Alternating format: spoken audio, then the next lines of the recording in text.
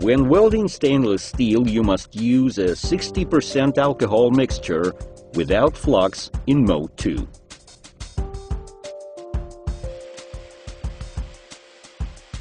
We recommend setting the current indicator of mode 1 to position 2.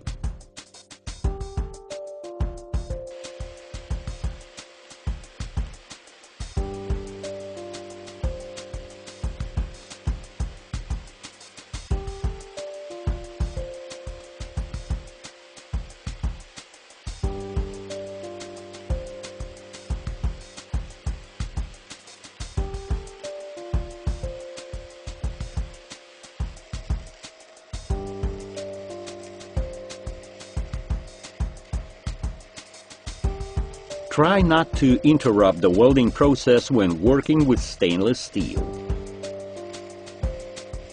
When working with stainless steel less than 2 mm thick, you use a soldering method.